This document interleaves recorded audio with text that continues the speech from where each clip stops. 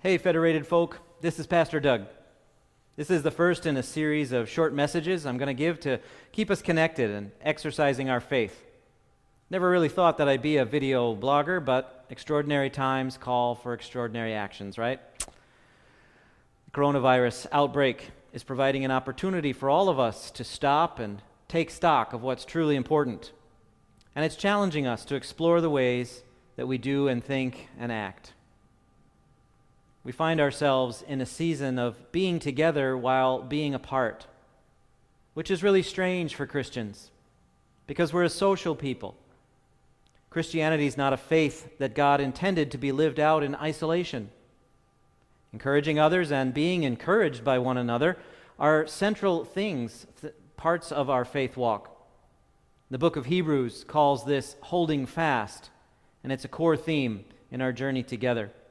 So I want to read to you from Hebrews chapter 10, verses 24 and 25.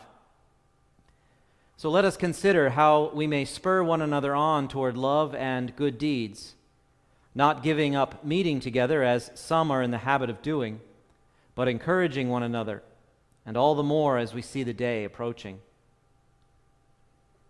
The book of Hebrews encourages Christians not to give up on their faith, especially in difficult days. When persecution and fear put pressure on Christians, our response should be to hold fast to what we know to be true.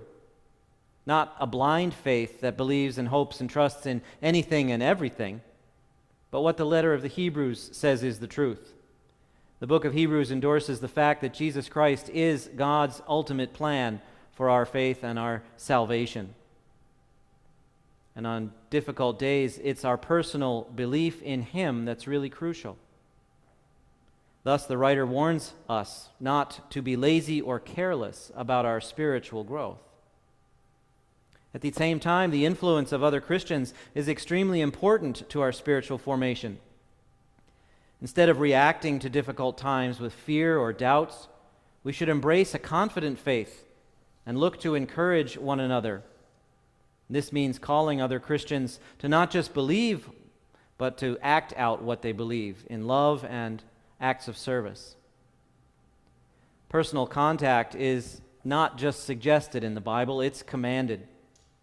Relationships with other Christians are one of the ways we encourage each other to live out our faith.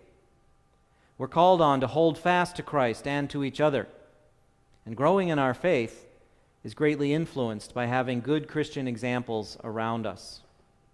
The passage in Hebrews commands us to look for opportunities to inspire others to greater acts of love and good works, which is going to be hard, but we're going to try. Because verse 25 warns us not to stop meeting together. The Greek term, which is really long and hard to pronounce, refers to abandoning or forsaking one another in times of trouble. And some translations of this verse use the word neglect, which implies a failure to do what we know is the right thing. Clearly, Christians have an obligation to be in fellowship with one another. This is not only necessary for our discipleship, but so that we can meet one another's needs and encourage and inspire each other along the way. Meeting together is going to be problematic for the next few weeks, but it isn't impossible. So I want to share a few ways that we're going to meet and work together, even in the midst of social distancing.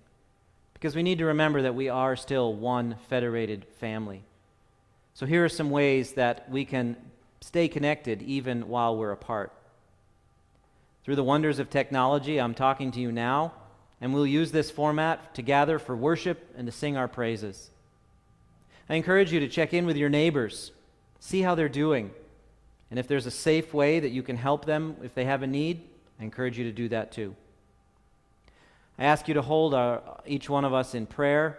Pray for our community, for our nation. Pray for those who are working for solutions and cures.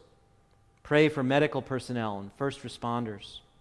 Pray for our elected leaders as they seek to serve all peoples. And although we're not having services in the sanctuary right now, the sanctuary will be open during office hours during the week so that anyone wishing to come in and offer up an individual prayer may do so. Pastor Karen will set up a prayer station, and she's creating prayers based on the Psalms for you to use each day. Federated Church is working with the city of Fergus Falls to keep the community food shelf open. There'll be lots of opportunities there to help serve or to donate, so stay tuned for those details. Now might be a good time for you to catch up on the calls you've been meaning to make or the notes you've been meaning to send. People will really appreciate it if you reach out. If you're healthy and able and willing to provide childcare in somebody's home or to provide errands, run errands for food or medication, please give us your name. The church office is compiling a list of volunteers. And I encourage you to send in your prayer requests so that we can share with the faith family what's in your hearts and minds right now. Everything is in flux right now, which is both exciting and scary at the same time. But rest assured, your church family is here for you. We'll be in regular contact, letting you know what's happening and how you can be part of the solution. So hear the words from Hebrews 10 again. So let us consider how we may spur one another on toward love and good deeds, not giving up meeting together, as some are in the habit of doing, but encouraging one another, and all the more as we see the day approaching. Yeah, this is a time of great challenge, but it is also a time for great opportunity and innovation. So seek God's blessings where you can find them today, and be the church for all the world to see. Blessings, my friends, and be safe.